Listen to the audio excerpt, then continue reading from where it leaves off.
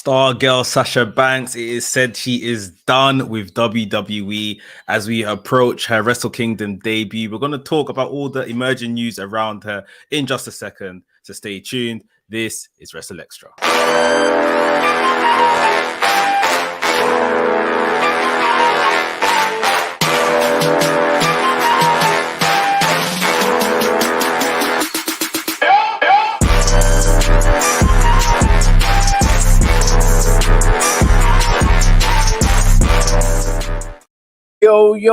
Yo, this is WrstlXtra. I'm your boy, A Dazzle, the Black Wrestling Advocate, always joined by my tag team partner, Mex, the WrestleManiac, if you will. Come on. See ya later, Sasha. Man. Okay. So the emerging news is, there's been quite a bit of news over the last few days regarding Sasha Banks, what she's going to do, where she's going to turn up, where she won't turn up, all the rest of it. So the first bit of news that we received, it came from Uncle Dave Meltzer, with Sasha Banks being connected to New Japan Pro Wrestling. So the talk is that there's a deal. New Japan are very, confident on that there's this deal where she will appear at Wrestle Kingdom. At first, it was not sure how, if she's going to be in the crowd, if she's going to be backstage, or if she's just going to make an appearance, or if she's going to wrestle. Let's be real. The only thing we want to see is her wrestle. It'd be pointless her being there for any other reason. So the big talk is that she will wrestle Kairi, formerly known as Kairi Sane, who is the current and first ever IWGP Women's Champion. Now, there was this whole thing. I think it was way back in October, where I think it was a fan-made graphic that was made, and it was put up, and both ladies shared it. That got people thinking. Of course, it was a fan-made thing, so it wasn't anything official, but that got people talking and all the rest of it. Now we're seeing that there may be some truth in it, or maybe that was the thing that started this whole thing, possibly. But the most recent thing, which I saw Mex break the news yesterday, I think it was, if not 2 days ago, that there's talk that Sasha Banks will not be returning to WWE. Now, I've also kind of seen a few other little bits of information that are being shared and been put around there. The one thing that I think everyone's saying is one of the biggest reasons why Sasha Banks will probably not end up coming back to the WWE in the foreseeable future is contract talks and money. Mex, jumping on this one first, I'll talk about the other little things. I'll probably throw it in during our conversation. Talk about this one now. So the talk is that Sasha Banks is asking for too much money. What's the details that you know or that you've heard? What's the talk of Sasha Banks and money?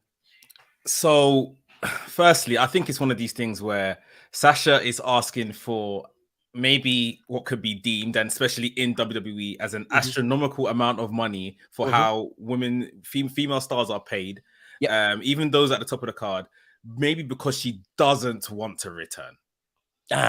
So it's one of them ones, well, I'll return if you give me X amount, but maybe she just feels like unless it's that amount, that pretty much sets me up forever, as if she's not anyway, but like, then I'll come back. So I think that's the first feeling, which is a bit of a negative approach. I think it kind of says a lot that maybe her head isn't in WWE at least anymore, or at least for now. Or maybe it could be, they are the biggest wrestling company in the world, and it's pretty much, I've been out and about doing XYZ, like me, you and Gerard were saying last week, raising her name of Sasha Banks, and WWE are basically waiting for her to come back and capitalize off that. And it's a thing where I know you're going to capitalize off that, so pay me what I'm owed, sort of thing, innit? One or the other, two different approaches. It's all negotiations in business. From again, what I know from in terms of the highest paid female right now in WWE, I believe, is Becky Lynch. Okay. In and around maybe about 2.5 million per year. So it seems, again, it's all speculation, it seems as if Sasha Banks is asking in excess of that. 5. Give me maybe. 5. Maybe she wants to be right in there with the men, the big boys. Yeah.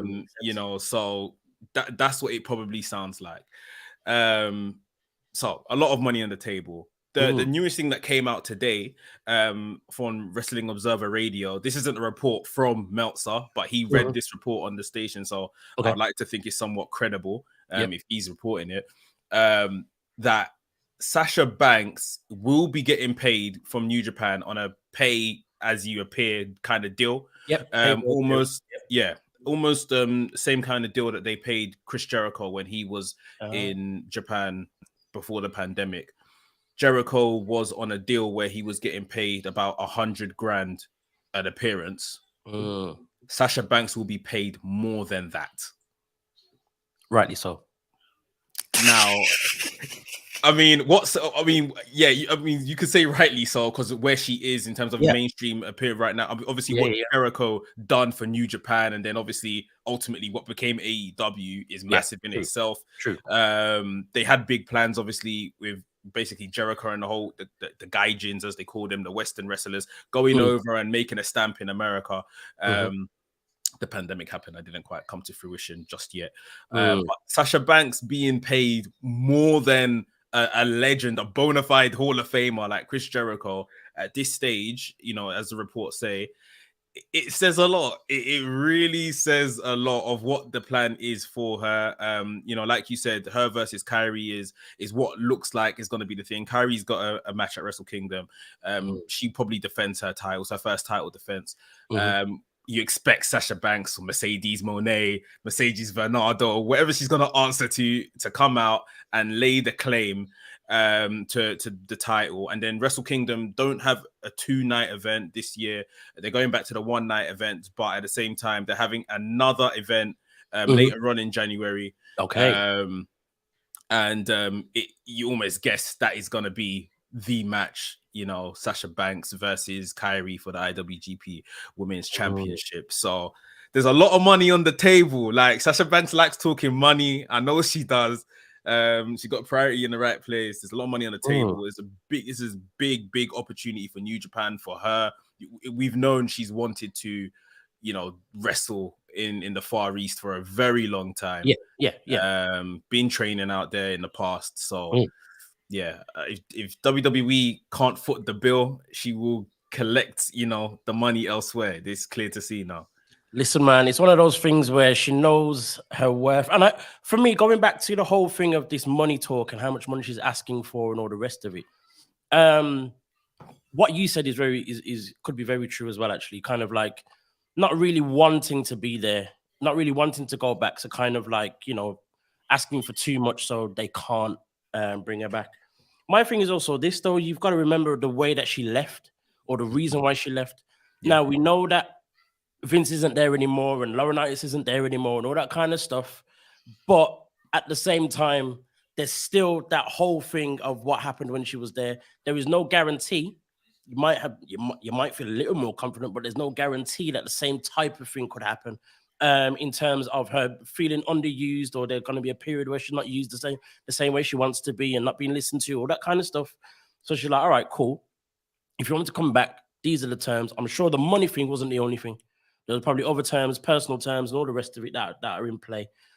Now, the other thing about how much she's worth, you've got to listen, from the second she left, the only thing we've been talking about when it comes to wrestling, or every single week, if it's not CM Punk, it's Sasha Banks. So at the end of the day, her name is money. She's got so much stock. Add that now to her acting career, the modeling, everything else that she's been doing in between. It makes sense to me. Now, talking, I think Dowboy's in the comments. Shout out Dowboy. He said Sasha being paid more than Jericho is nuts. Let me explain why it's nuts. Okay, you go first. Jericho's CV in wrestling is crazy. It's mad. And at the time when he went to New Japan, like, this was like another one of his rebirths, another resurgence of him. Fozzy were doing their thing on the road as well. What's the song called? Judas was massive at the time. Of course. And again, it's almost a thing where he was out of contract with WWE, but still in very much talks with them in their good books and everything like that. And I think this is almost where he's lost out. It almost looks like he's lost out in this case now, because put it this way, the other report is, if you remember maybe back to like halfway through this year, he said that Sasha had asked for her release and Sasha was released, and Sasha couldn't perform till 2023. Do you remember that? So the other thing that Meltzer is saying is that by Wrestle Kingdom, allegedly, if that report then was true, by the 4th of January, she's gonna be a free agent anyway. This isn't WWE being in cahoots with New Japan. This isn't her just being a free agent and I'm gonna re-sign with WWE. I just haven't done it yet. Almost like Jericho was at the time, or Gargano was. This is pretty much, I'm done over here. So I'm now going to the highest bidder, sort of thing. So, and like you were mentioning, like we've said, like everything she's been doing in and around, everything else, the industry, modeling, acting, her stock is high right now, and New Japan are clearly investing high into women's wrestling right now. The collaboration with Stardom, the whole IWGP title in itself, like they're making a big stamp here. There's a few reasons for me why I don't think it's nuts that she'd be getting paid more than Chris Jericho, though. I think for me, one is obviously her stock. Two is, you mentioned the name Sasha Banks to almost anyone. It's not like The Rock or a John Cena or whatever. It's not that far. But you mentioned Sasha Banks and you mentioned Chris Jericho. You're gonna have more people who are not wrestling fans that are gonna be like, yeah, I know who that is, than you would with Chris Jericho. There's that as well. Now, the other thing is this whole bidding war, because at the end of the day, as you said, as soon as Sasha, right now, it's a thing where, she's on the cusp. Does she go back to WWE? She can go damn near anywhere.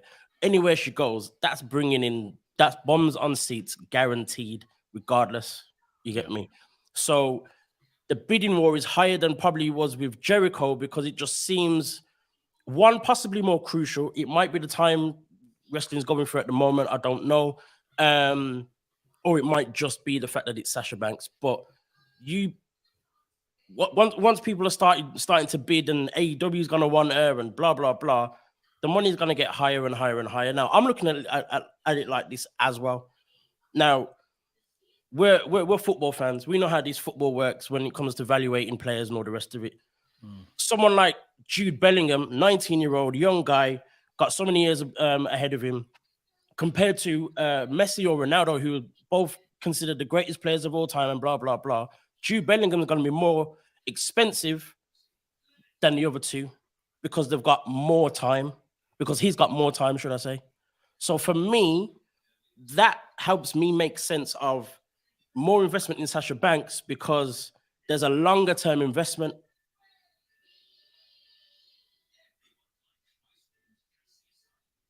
Oh, he does, or he lost you.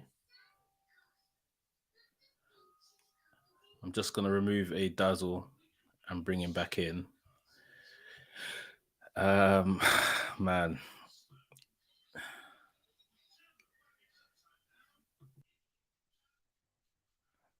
See if he just comes back in.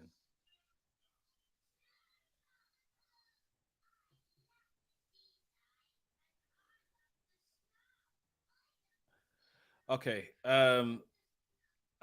Look, I agree. While we're waiting for A Dazzle to come back in, yeah. Like, I agree that Sasha, she's absolutely massive right now. Like, Dazzle was talking about like a bidding war with Chris Jericho and stuff. Like, remember when Chris Jericho left WWE, when he was out of contract or whatever the case is, there wasn't other options that could afford Chris Jericho anyway. Of course, there was Impacts and Ring of Honor and all of these other kind of places, but there wasn't other options that could afford Chris Jericho. Like, the money on the table is deserved in today's you know, if you look at it in today's market, if you see what I mean, Chris Jericho's was what, almost 5 years ago, the whole New Japan stuff. So it's very difficult to say, you know, it's very difficult to compare them. I mean, obviously we're comparing a lot of it on name value, but I think Sasha Banks absolutely deserves it. Like, I genuinely think that she deserves it. I'm just jumping into the comments. Del Boy says Naomi needs to go back to work. She can't work from home forever. Like, Naomi's good. I'm sure she'll be fine. I'm sure she's fine. Like, obviously her husband is who he is. The husband is related to who he's related to. You see what I mean? So I expect to see her again. I don't expect to necessarily you know, see her retire or anything like that, or go wandering off into AEW or anywhere like that. I can't necessarily imagine it, but it's not impossible. Like, I'm sure when A Dazzle comes back, I'm probably going to drop a bombshell on him that he was never expecting to hear, and I'm very, very certain we will probably see Sasha Banks in AEW now. Like, what's stopping her? If she's in bed with New Japan, which is already in bed with AEW, you know, if the money's right, the story's right, the situation is correct, what is stopping Sasha Banks from moving across and us seeing her in the rival promotion, as they're calling it? So, yeah, I don't think it's impossible at all. Sasha Banks knows her business. Like, Doughboy says, I think Jericho can take less because he has a relationship with New Japan from wrestling in the 90s. Yeah, there's that as well. There's that as well. You know, he has been there before, and Jericho's whole thing of going there was a resurgence for him as well. You know, he wasn't happy with how things, you know, kind of ended up being in WWE. Remember, he had that great story with Kevin Owens. It didn't get the payoff it truly deserved at WrestleMania, and he was pretty much done from there. So there was a lot for Jericho. There was a lot in it for Jericho going over there and taking this deal. We're here trying to justify it like 100 grand is small money. 100 grand per appearance is not small money anyway.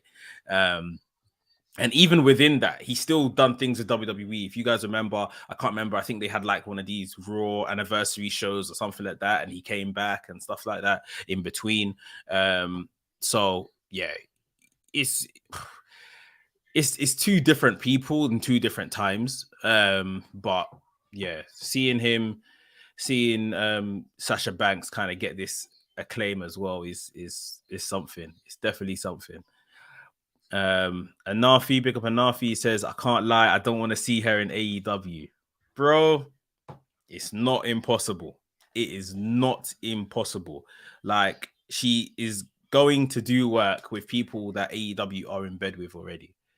And Sasha going over there is massive. Like, we're talking about mainstream stars and trying to rank like mainstream stars. Like, if she goes over to there, she's arguably, again, like behind maybe a Chris Jericho, their biggest mainstream star.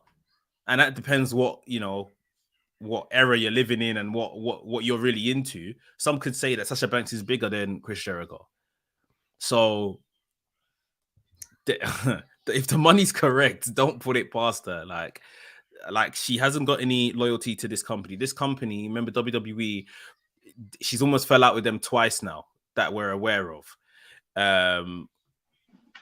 About got A Dazzle back in the building. Mate, this is why I don't do Max, because I just decide to do their own thing whenever they're ready. Right, let's go. Yeah, we will just take some comments. Real quick, bro. Track back for me real quick, and let's start again. Or give me the update. I was just taking some comments. I was saying that, and it might shock you, and you might not want to hear it yourself. But I think the door now is wide open to go to AEW. Like she is in bed with New Japan, who are working with AEW. I was saying, as long as the money is correct, the story is correct. We're talking about her and Jericho.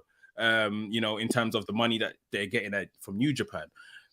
We have to talk about her and Jericho again if it comes to going to AEW. Like right now, you might say Jericho is probably their biggest mainstream star, most recognizable face, especially because of his tenure in WWE and stuff. It could be arguable again when she goes to AEW, she comes in straight under Jericho, if not ahead of Jericho as the biggest mainstream star. That's a lot of money on the table. And the freedom with signing with AEW, I don't know if she signs with anywhere right now or just enjoys this, pay-as-you-play kind of deals that she can get from everywhere. Yeah, of course. The freedom with signing with AEW, we can see she can go out, she could do other things, she can shoot films, she could do TV, she can do Twitch, this, that, and the other. Right now, especially if Meltzer's reporting she'll be out of contract and free to do whatever she likes as of 4th of January. The world is her oyster. The world is her oyster. It's very, very interesting because, as you said, the question would then be, does she get the same as Chris Jericho or close or whatever else? And in my mind, I'd say no straight away because that's AEW. That's his, that's his home kind of thing. Whereas, New Japan is kind of like a free reign, I guess. So that's probably why, should get more. Or there's sense made out of it. If she was going to go to AEW, again, we've said this so many times. You've got this whole thing of the women's division, the state of the women's division. Could Sasha really be the savior of that state of the women's division? I don't know if it would be her specifically, but things would have to change in order for her to fit in, or for her to want to be there, for her to want to go there, or the rest of it. So I think it would come with some clauses and all that kind of stuff. But it's not going to be like a Soraya type situation where we thought, okay, she's going to come in and she's going to start making some changes and she's going to be in, some kind of control of how certain things go. Yeah. Sasha, I don't see Sasha doing that. But at the same time, things would have to change dramatically in order for her to want to go there and feel as though she's going to be comfortable and, get things the way she wants it. But I don't know. I just don't think it would be a good move. But at the same time, there's nowhere else apart from, unless she decided to make her home in Japan. I think for me, that's the only decent logical thing. Yeah. Del Boy says that only God can save that division. I guess he's talking about the AEW division, and Lord knows that he's tried. I don't know. Even God's like, I'm not too sure about that division, mate. I'm not sure I've got the time for that. God said, I created the world in 7 days. This division might need 10 working days still. But the thing is, I would actually argue the division has improved. It is improving, and yes, we get these states of where things go up and then maybe they come down again. But I would say generally right now it's on the up and up. I don't think Sasha comes in, like you're saying, to help the division become better. She comes in as that star. This division must be doing well for maybe about 6 months, and then she comes in. Almost when, again, it's funny how we're just using Chris Jericho as a comparison, but Chris Jericho basically signed to the upstart indie company in AEW as the star sort of thing. So yeah, I think that's how she pretty much comes in as well. They're gonna have to do a lot of good work between now and maybe the next couple of months. If they do get her in, they might just get her in for a one-off program. I saw someone in the chat mention Forbidden Door. If she is a New Japan talent or predominantly working with New Japan come the middle of the year and they do Forbidden Door again, who is to say that Sasha Banks could come over to AEW that way? So it's not like, quote unquote, she left WWE to go to AEW. She's gone through the back door of the Forbidden Door, if you like, and now she's on AEW TV, but as a New Japan talent. There's all different ways that this could come about. Again, if she's to go to AEW, if we're talking money, for me, she's becomes a top 3 earner in AEW. I think right now Chris Jericho might be top, followed by like a Moxley. Obviously, this is assuming CM Punk's not there. I think she becomes third. I think Sasha Banks leaps over everybody else and becomes, you know, one of the top 3 earners in AEW if she appears there. Yeah, man, it's very, very interesting. Do you want to touch on Naomi? Because we were just talking about Naomi briefly when you stepped out. Del Boy with the comments again. Del said she needs to go back to work. She can't work from home forever. Where do you think Naomi goes from here, especially as we know, at least come January, Sasha is in New Japan? Naomi is clear. Naomi's not in the same place as Sasha Banks in terms of notoriety, bidding war, any type of bidding wars, and all that kind of stuff. That's just the truth. And unfortunately, you can't wrestle remotely from home. That's not an option. You know what I mean? They said not even in the metaverse, no. Remote working and that. But at the same time, she's definitely up to her stock. That's for sure. That's for sure. She's up to her stock. But she does need to find herself. If it's what she wants to do, she does need to find herself in the wrestling ring ASAP. Yeah. Because I feel as though she's gonna be forgotten about within the wrestling world, or in terms of people wanting to book her, especially for one of the higher companies and all the rest of it. Obviously, WWE is still an option for her. Yeah. AEW, I don't know if that's an option. I just don't. Not to say that she's not good enough, not to say that, you know, she wouldn't fit the division or wouldn't have anything to do or whatever else. But at the same time, I don't see Tony Khan saying, "Oh, let's keep our eye on Naomi." Basically, that's why I think with her.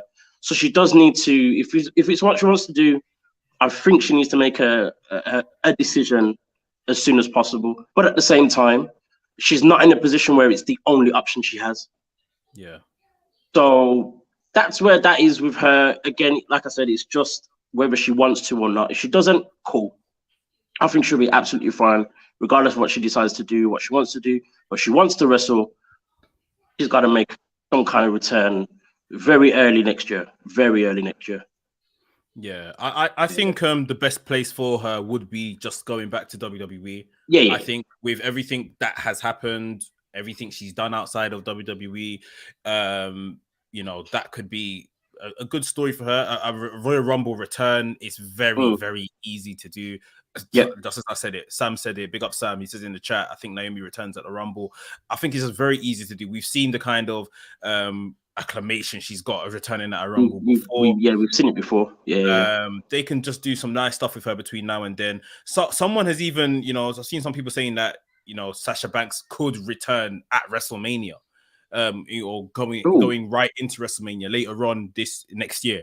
So maybe even just you do some stuff with Naomi in the meantime, and it could be a thing where I'm bringing my mate back in to win back those tag titles that we never lost. You see what I mean? And that's how you get Sasha back in the door, even if it's just for a one-off appearance or whatever the case is. One thing I will mention, which could have some bearing on both of these guys' return, Naomi and Sasha, about an hour ago or so, give or take now, some news came out about Vince McMahon. I don't know if you've seen this. Yes, I've seen something. I saw it. Yeah. Vince McMahon has said that he is working on returning to WWE. Basically, all the stuff, the allegations, this, that, and the other, he reckons that if he just stayed in power anyway, it would have all blown over, and that he was given some bad advice to leave at that time. Hence why he left. But it was bad advice, and now he's coming back. Obviously, he's still a majority shareholder in WWE. He's just stepped off the board. So I don't really know how these things happen, if he can just kind of swoop back into that position. But like I'm saying, this could have a really, you know, big bearing on the likes of Sasha and Naomi, who were told to leave or, you know, stripped of their titles or whatever that whole situation was by Vince. And now, if he's said to come back, then it's almost like a done deal. Then, you know, we're not coming back then. I wouldn't want them to come back, if I'm honest. Vince coming, this whole thing is just absolute crazy because I don't understand. I mean, I know he's still majority shareholder or something like that. He's still got some kind of stock in WWE and all the rest of it.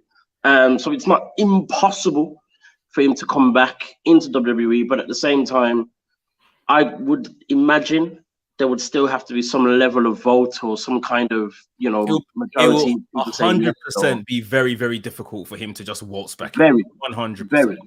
Very difficult. It's not just a walking type of situation.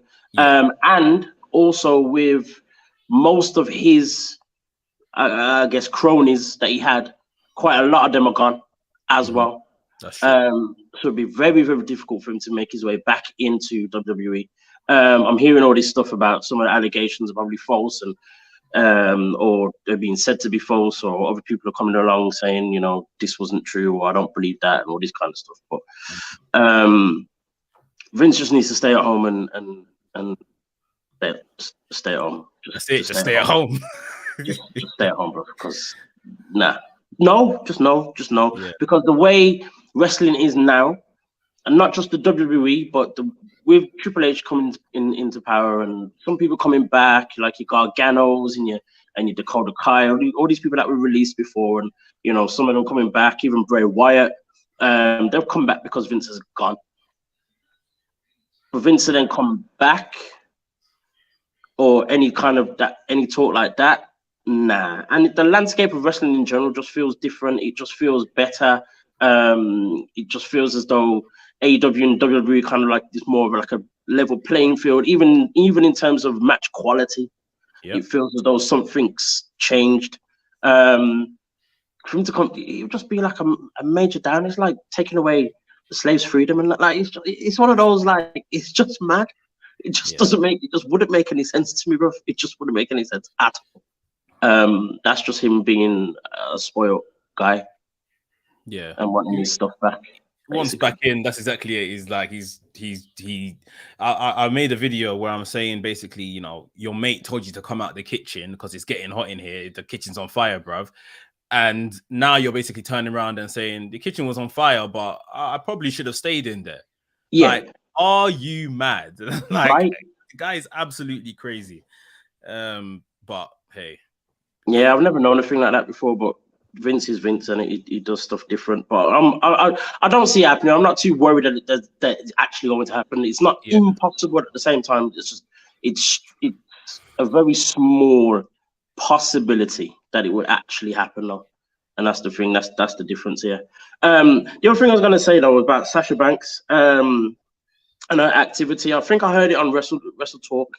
They were mentioning something about a possible contract freeze for Sasha Banks. So there's this whole thing. I think it happened with FTR when they were trying to leave WWE at a few years ago and stuff, where their contract was frozen, so they couldn't wrestle for the amount of time that they didn't appear or whatever it was, which would then push. So with Sasha Banks, her contract's supposed to end at the end of this year or the start of next year. If they were to freeze her contract, they could add another 4 or 5 months based on the fact that she hasn't been wrestling for 4 or 5 months on top of what it is now. So that could mean that she would not be able to wrestle until mid next year. I've heard that's a possibility. The thing is that no one is clear on the status of her contract. Like in terms of her actual contract, when this whole thing happened with Naomi, there was still at least like 2 years on the actual contract. Now it seems like between Vince leaving and Triple H coming, and even when Triple H arrived, them trying to kind of fix this situation, it seems like, if you remember, there was initial reports that they've allowed her to do outside appearances, but she cannot make wrestling appearances until the new year. Right. And obviously now we're about to go into the new year, and it looks like she's going to make a wrestling appearance. Although at the same time, we know they are very lenient as long as these wrestling appearances come outside of North America. They've even just patterned a deal for Carl Anderson to wrestle at Wrestle Kingdom. Yeah. So yeah, there could be that kind of lenience with the contract. I just don't think anyone really knows the status of her contract. Has she been released early, and then part of her deal of being released early was, all right, no compete for X amount, this side of the year, these last couple of months, and now going into January, you're a complete free agent. You could do what you like. I just don't think it's clear that anyone really knows. And that's the thing. And that's the thing. We're hearing all this stuff where we're being told by some of the the top journalists in the industry and all that kind of stuff, and the most credible and all that stuff. At the end of the day, we don't know anything. You mentioned a very interesting thing when you said she could still make an appearance at WrestleMania. That might even be a plan, in the sense where they're like, right, go and you're open to kind of do a few things, but we want you back for WrestleMania. That's when we're going to bring you back, blah. That could even be in the negotiation right now. That could be the deal, what I mean? We just don't know. You know what I mean? Just don't know. It's a crazy one, but at the same time, the fact that we are constantly talking about Sasha Banks tells you a lot just about the situation, who she is, where she's at, what this bidding war could possibly be. Wherever she turns up to wrestle again for the first time in almost a year, the reactions are going to be ridiculous. The reaction is going to be absolutely crazy. And for me, that's a massive win for her. I think the only person winning out of this is her, regardless of what happens, where she goes, whether she wrestles again, whether she doesn't. The only person winning in all of this is her. And for me, that is the best part of it. That's the best part of the whole thing. Yeah, New Japan have done very well. They're having a bit of a resurgence. The past couple of years, especially around the pandemic, has been very dire for New Japan, and just before that, probably some of the best years of New Japan. And for them, I mean, I'm gonna watch Wrestle Kingdom. I would have absolutely loved for Kairi's match to finish and Sasha Banks' music or whatever hits, and you're just like, oh my god, Sasha Banks is here. But that would be something. But again, because we're talking about business, they need to announce that Sasha Banks is going to be here so that they can absolutely make the most of this situation. That there's going to be more people on New Japan World, more people buying the pay-per-view or whatever the case is. It's one of them ones. The same way when WWE tell us John Cena's returning, Roman Reigns is on SmackDown this week. It's because we want you to tune in. Don't miss this and then hear that this person came here. Like, you need to be here when this happens. So. But yeah, Sasha is winning. So. Last question on this. I was going to ask you this earlier. Last question on this whole thing. Do you think WWE suffers if Sasha doesn't return? Do you think it actually makes a difference if Sasha returns or not? You mean just in general if she returns to WWE? Yeah, WWE. Like, say for example, Sasha never comes back. Does it really make much difference to WWE if Sasha comes back? Does it actually make much difference to WWE? I don't think so. I don't think so. I'm thinking the same thing. I don't think it does either. I don't think they're losing out without her being there. Yeah. They've got more than enough stars to carry on. Bianca Belair's just gone clean. Becky Lynch is still a major talent. They've still got Charlotte Flair in the wings. Yeah. And they've got others they can build up, and others that people are, slightly invested in, all the rest of it. Bayley's still doing her thing as well. I don't think WWE needs. I'll say it straight. WWE doesn't need Sasha Banks. Yeah. Everywhere else does. Yeah, I agree with that. For me, just as a fan, I'm looking at it from the perspective of I want to see her there. Because I just feel there's been a lot of missed opportunities, a lot of stuff they haven't capitalized on that I'd like to see corrected. We haven't ever seen they call her the boss every week, but we've never really seen the boss character on the main roster like Too Tough. True. So for me, it's just missed opportunities and stuff that I would like to be corrected, especially with Triple H in charge. But in terms of if we're talking about money and all of those other kind of factors, I don't doubt as one of the top females there, she's probably she probably draws pretty well for them in the female side of things. But I don't think they miss her like that. Yeah, and I think that will have some level of substance with any type of contract signings and all the rest of it. How far they're willing to go, and how much money they're willing to give her, and and all the rest of it. So we'll see how this one plays out. We'll see how this one plays out. But to move on slightly, just to close. go for it. Big up Earl Knowledge. He says, expect an announcement tomorrow at the tag final. So the New Japan Tag League finals are tomorrow. Okay. Maybe we get something extra there. Interesting. I'll be looking out for that, definitely. Speaking of tag teams, actually, good segue there. Thank you, Earl. We've seen some changes within the landscape, both in AEW. Not even AEW, ROH even, and in WWE with NXT. So the New Day are now the new NXT Tag Team Champions. I'm gonna mention the tag team stuff as well with Keith Lee and Swerve, but let's go with the New Day first. Mex, help me make sense of this, please, because I don't get what they're doing there, why they've become tag team champions. Who's going to dethrone them? What's going to be the purpose of them doing that? I don't get any of it. I just don't get any of it. I mean, earlier on this year, we had Bron Breakker, NXT champion. Dolph Ziggler went down there, dethroned him. They had the rematch on Raw. Bron Breakker won it back on Raw. I think this is pretty much something similar. This is just using experienced talents to put over younger talents and people that WWE are very much invested in. They've already brought them over from the sinking ship that was NXT UK. They made them tag team champions on their first night on the job. At this point, these guys are already 2-time tag team champions in NXT. They have legitimately probably beaten any legitimate tag team in NXT. Who is left?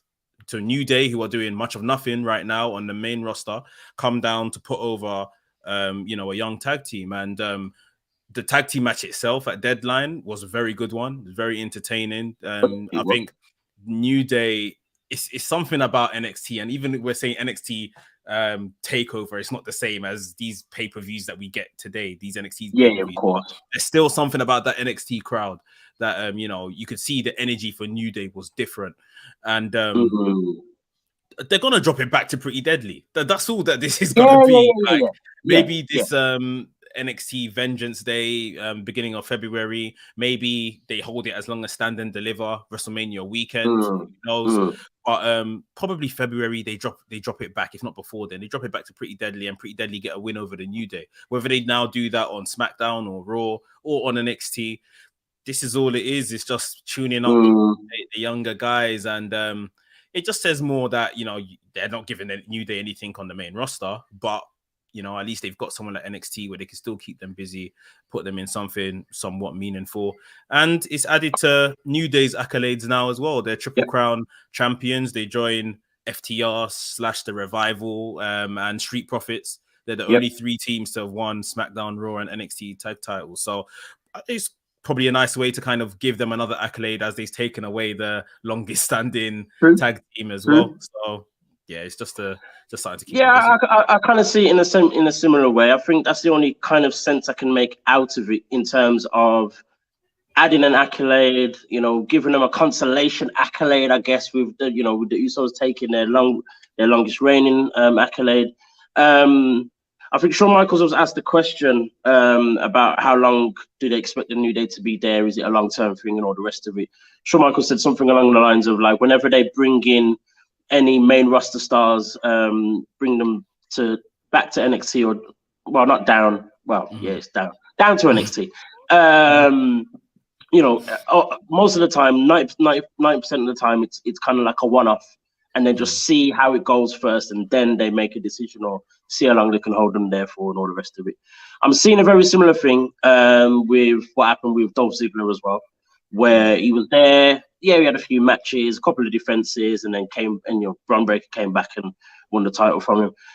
There's literally no other tag team right now who have any kind of substance in NXT to beat the New Day apart from Pretty Deadly. The brothers, what are they called again? Creeds. Yeah, Creeds. don't. One of them's injured, so they're not even about. You've got the two bar fighting friends. I can't remember their names. Them guys, Briggs and Jensen. Yeah, Briggs and them. That's the one. They're not doing anything. There's no one else I can't think of. Like everyone has what's their name? Inofe and what's his name? The two black guys. Yeah. They've had the opportunity. They had the opportunity. They didn't win. I guess Veer and Sanga, they're the only ones way too early. They haven't had a chance, but way too early. Everyone else has literally had a chance. So yeah. So I guess it's a way to kind of help put Pretty Deadly over again, put some eyes on NXT again. It's that type of, I guess that's the strategy with this whole thing. Me personally, I would have rather it have been though Pretty Deadly just beat them. Like from the off, Pretty Deadly just beat them. Where even if that was some kind of shenanigans or whatever else, Pretty Deadly being who they are, kind of got this whole cowardly heel thing going on, and they're very good at that. But again, at the same time, it sounds bad to say it like this, but I guess it's giving New Day something to do.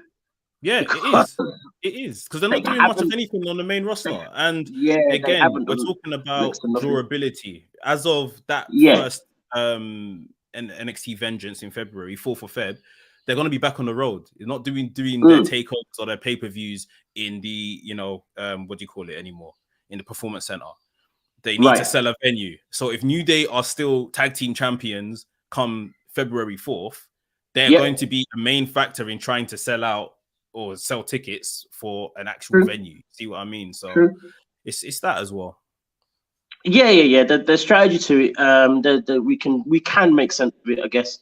It's not the most ideal. It feels as though it's kind of like a very serious demotion, especially in how we've already said how the New Day haven't necessarily done much this year and all the rest of it. But at the same time, again, gives them something to do. It's going to put some bums on seats. It's a strategy to get people at maybe a pay-per-view or an event or whatever else it is. So there's some sense in it. It's not the ideal, but I get it. And at the end of the day, you know what? End of the day, let's be very real. The New Day are about fun and all that kind of stuff, and they don't care where they do it. You know what I mean? They don't care where they do it, but how they have to do it and all that kind of stuff. So it works for them. And they will definitely make the most of it. They will definitely make the most of it in, however they do it. So it is what it is. It is what it is. Moving on to the other tag team I want to talk about is Swerve and Keith Lee, Swerve in Our Glory. We had Gerard's 5-minute rant last week about the introduction or lack thereof introduction of Shane Taylor in ROH/AEW.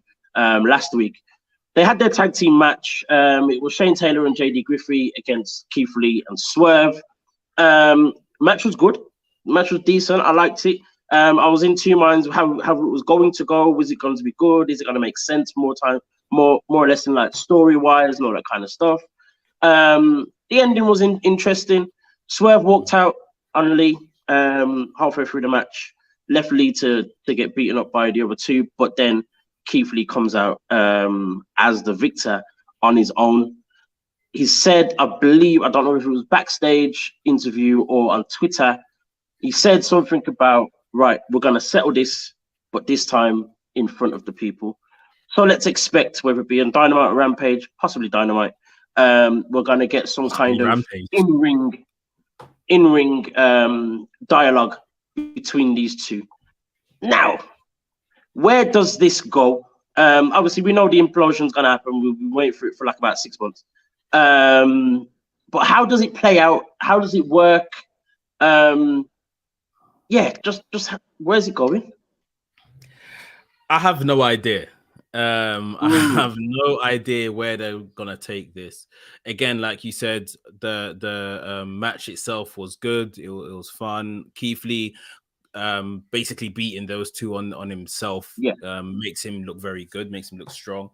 But where we go from here, I don't know, because I don't know. You know what? I'm happy, and I'm waiting to I'm happy to just wait and see where it goes. Like Keith Lee, at least this gives him something to do, because we were all worried that Swerve is running off. He's the star of this whole thing. He's just running at a pace where Keith Lee can't catch him.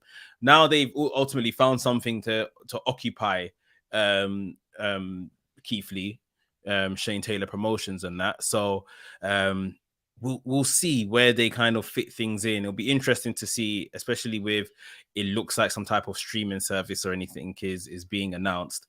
Is this going to be something that is going to, go towards Ring of Honor TV, Ring of Honor characters, or will this be almost STP becoming a AEW thing? That's probably more of what I want to see, how it's going to end up, and you will tell how it's treated. At the same time, they've said that there's going to be less Ring of Honor stuff on AEW TV now anyway, so we'll see. Yeah, it's a crazy. As I said, we've been waiting for this kind of implosion for a while. But I think what's weird about this one is it feels very similar to Ricky Starks' Will Hobbs situation, where at first you thought, all right, Ricky Starks is going to come out as the star, and Will Hobbs is probably going to be left in the dirt, or that kind of stuff. But then there was a point where you thought it was going to be the other way around, like almost at the last minute, very similar to this, to where you're kind of still not sure, because Will Hobbs was made to look great, and Ricky Starks was probably the one that was going to not necessarily be left in the ground, but, the focus wasn't on him anymore. So it makes it interesting, but it also scares me based on AEW booking and what they've done in the past with others and blah, blah, blah, to where they don't know what they necessarily want to do here. It's like they want them to break up, but they don't know where they're going to send them, who's going to do what. There's no long-term plan necessarily. I think my thinking is this.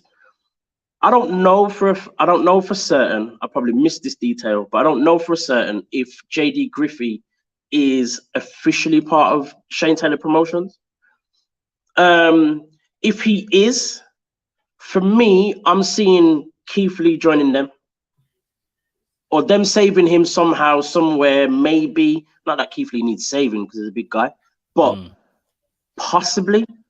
For me, there'd be some kind of sense in that. And where we go with this whole ROH thing is just, that's a whole nother conversation altogether. Let's be honest, we've only got 10 minutes left of the show. Because there's this whole talk now, it's going to be the streaming service, because, there's, no TV deal in the pipeline. No streaming service really wants it. Is it even going to be financially viable or long-term good decision for ROH to only be on some, I think it's on a club or whatever else. Yeah. New Japan might be in the mix in some way, I've heard. But what's interesting about Final Battle is that I think did every single title change hands? Not every single title, no. Did it? Only one. I think it's only Samoa Joe that retained. Yeah, Joe retained. The women's changed hands. Yep. The tag team changed hands. The trios changed hands. Yep. The pure championship did, and the world title, So it's just Joe. All but Joe. For me, that tells me that there's some kind of change happening. I think that's kind of they're setting up for something, and I think it's almost like from when Claudio won the world title the first time to now. In that space of time, they weren't quite sure what they had to do or they're going to do. And we saw that there was a lot more AEW guys winning their championships. Whereas now they're kind of like guys who could be either Raw or, probably a bit more ROH focused and all the rest of it. So maybe they're moving towards this whole possible, TV. And as you said, there's talk of ROH not being on AEW TV so much and all the rest of it. So that's where we're going. Does Keith Lee then end up there while Swerve ends up in AEW, or predominantly with the two of them? And I kind of see that's what's possibly happening. Yeah, maybe. I mean, your idea of Keith Lee joining Shane Taylor, I don't think it's a bad one. Because as a solo star, either in AEW or Ring of Honor, like with how it looks like they're going to be using guys in Ring of Honor. I don't know how much legs he's got in him in terms of to do the solo thing right now. You know, he looks better, but he still obviously looks a bit off the pace and just not the key that we, you know, have become used to. And he might still be kind of shaking the ring rust. Obviously, he had health scares and stuff like that. So yeah, maybe a tag team is what's best for him. And obviously, there's the history of the Shane Taylor stuff, and basically him leaving is what made Shane kind of expand and become who he is today. But at the same time, where Shane has kind of used that, so in this story right now, it's like, then why would you go back to Keith Lee as a tag team partner? Do you need him? You're your own made man now, almost. So yeah, I think, but I guess for me though, it's kind of, this is the reason why the whole you know, introduction of Shane Taylor kind of just felt weird, because of the whole, you know, you leave your friends on their own, and then, you know, lo and behold, gonna become friends again. Like, we can kind of make sense of it in terms of like, okay, I'll give you back your respect because you beat us both when you left on you were left on your own this time, and you still beat us, blah blah blah, all the rest of it. Yeah. But as you said, I think unfortunately Keith Lee's in that place where I don't think, at the moment at least, he can go at it alone again, as we said. And I think that's more of a health thing, more than any kind of ability, you know, stock, blah blah blah. It's more of a health thing. And I think it would also be a very nice way to bring Shane Taylor back into ROH as well. You know what I mean? He's coming back with someone that, you know, AEW fans at least know who he is and all that kind of stuff. You bring back Shane Taylor. Shane Taylor's got the notoriety within ROH, 6-man tag champion before, TV champion before, all the rest of it. I think it would be a nice way to do it. There's nothing to say that it has to be like that. I don't think it's, you know, one of those, it's the best idea, it's the only idea, you know, nothing else makes sense. I just think it's a nice way. But at the same time, who knows? Because ROH is just all over the place. It's ring of, I don't know, ring of nonsense. I don't know. I think let's let them just get on their own show, and then it's kind of judge them from that point. You see what I mean? Yeah.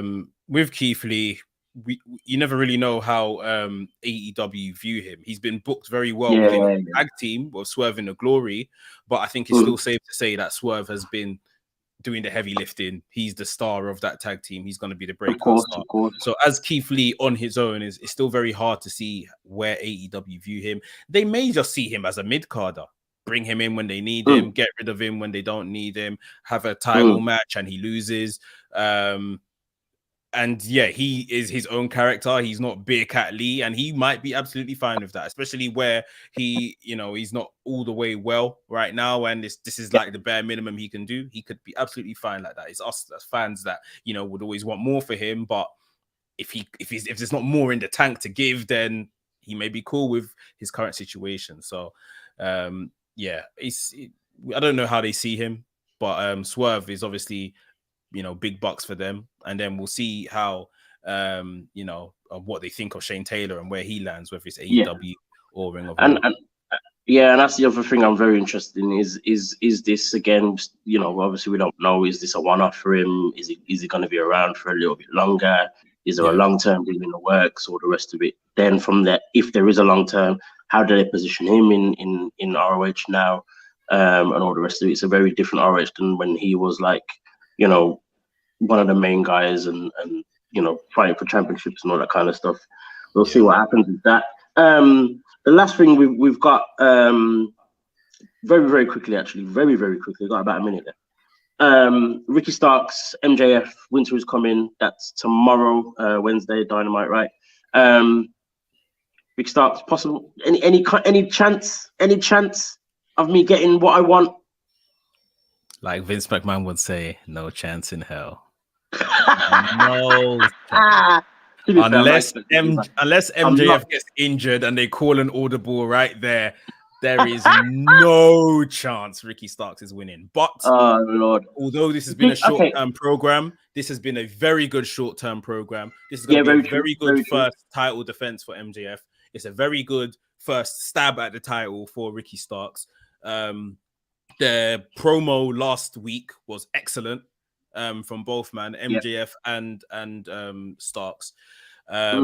So yeah, I think this is just what it is. Big TV match, big fight feel. Ricky's not gonna go over. As long as he doesn't kind of fall crazy down the card, out on the other side of this, then yeah, it should all be good. And that was the other question I'm gonna ask. Like, does this hurt Ricky Starks in the long term? Does it help Ricky Starks in the long term? For me, it can easily go either way. I don't think there's any kind of definite it's gonna help in the long term. It's gonna be a bad thing in the long term. It could be seen as this is like a little test to see whether it can hang. But then at the same time, what happens to him afterwards? Yes, he's got the diamond ring. But did that diamond ring, as much as MJF is where MJF is now, it wasn't because he had the diamond ring. It's almost like he doesn't have the diamond ring. He doesn't. The match tomorrow is for the championship and the diamond ring. So if he doesn't win, he doesn't win. But in terms of where I think he goes, I think obviously Will Hobbs is still in and around the Samoa Joe stuff. I think Will Hobbs defeats Samoa Joe when they get round to that for the TNT Championship, and then we circle back round to Starks versus Hobbs as AEW do. They're telling that long-term story, and that's where we get maybe the Starks coronation as a TNT champion, defeating Hobbs. But that is obviously still down the line. But yeah. Yeah, that makes a lot of sense. That gives me hope. Thank you very much. On that note, we're leaving on a happy note. Yeah, Ricky Starks is going to be a champion at some point. Yay! This has been WrstlXtra. I'm your boy Ed Dazzle. You are watching on the WrestleManiac UK YouTube channel. Don't forget to like, subscribe, and all that good stuff. Follow this guy Mex on Instagram, WrestleManiac.uk, WrestleManiac UK on Twitter. Follow me, Black Wrestling Alliance on Instagram, and BWA Dazzle on Twitter. Guys, this has been our time. We are out. Hopefully next time my stuff won't cut out of nowhere. Anyway. This is us. See you later, guys.